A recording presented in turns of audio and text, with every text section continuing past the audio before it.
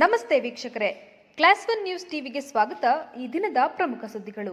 ಹೈದರಾಲಿಯು ಚಿತ್ರದುರ್ಗದ ಕೋಟೆಯ ಮೇಲೆ ಹಠಾತ್ ಆಗಿ ಆಕ್ರಮಣ ಮಾಡಿದಾಗ ವೀರವನಿತೆ ಒನಕೆ ಓಬವ್ವ ತನ್ನ ಒನಕೆಯನ್ನ ಅಸ್ತ್ರವಾಗಿ ಇಟ್ಕೊಂಡು ನೂರಾರು ಶತ್ರು ಸೈನಿಕರನ್ನ ಒನಕೆಯಿಂದಲೇ ಕೊಂದು ಕೊನೆಯಲ್ಲಿ ಎದುರಾಳಿಯು ಬೆನ್ನ ಹಿಂದೆ ಬಂದದನ್ನ ಗಮನಿಸಲಾಗದೆ ಕತ್ತಿಯ ಏಟಿಗೆ ಬಲಿಯಾದ ವೀರವನಿತೆ ಓಬವ್ವ ಅವರ ಸಾಧನೆ ಮರೆಯುವಂತಿಲ್ಲ ಮತ್ತು ಅವರ ತ್ಯಾಗಕ್ಕೆ ಬೆಲೆ ಕೊಡಲು ಸಾಧ್ಯವಿಲ್ಲ ಅಂತ ಆಹಾರ, ನಾಗರಿಕ ಸರಬರಾಜು ಮತ್ತು ಗ್ರಾಹಕ ವ್ಯವಹಾರಗಳ ಇಲಾಖೆ ಹಾಗೂ ಜಿಲ್ಲಾ ಉಸ್ತುವಾರಿ ಸಚಿವರಾದ ಕೆಎಚ್ ಮುನಿಯಪ್ಪ ತಿಳಿಸಿದರು.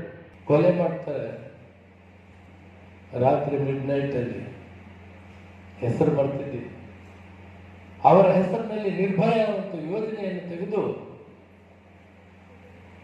ಯಾವ ಹೆಣ್ಣು ಮಕ್ಕಳು ಕೂಡ ಭಯಪಡಬಾರದು, ಧೈರ್ಯವಾಗಿರಬೇಕು, ಸ್ವಾವಲಂಬಿಗಳಾಗಿರಬೇಕು, ಧೈರ್ಯವಾಗಿದ್ದು ತನ್ನನ್ನು ತಾನು ಗುರುತಿಸಿಕೊಂಡು ಧೈರ್ಯವಾಗಿ ಕೆಲಸ ಮಾಡಬೇಕು, ಹೋರಾಟ ಮಾಡಬೇಕು, ಛಲ ಇರಬೇಕು ಅಂತೇಳಿ ಒಂದು ಯೋಜನೆಯನ್ನು UPA ಸರ್ಕಾರ, ಸೋನಿಯಾ ಗಾಂಧಿ, ಮನಮೋಹನ್ ಸಿಂಗ್, ನಾನು ಆ ಸರ್ಕಾರದಲ್ಲಿ ಮಂತ್ರಿ.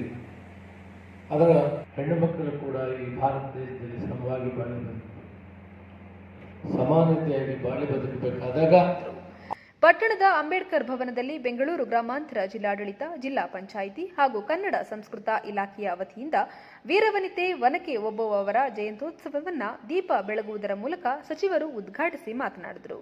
ಈ ಕಾರ್ಯಕ್ರಮದಲ್ಲಿ ಜಿಲ್ಲೆಯಲ್ಲಿ ಸಾಧನೆಗೈದಂತಹ ಮಹಿಳೆಯರಿಗೆ ಸನ್ಮಾನಿಸಲಾಯಿತು.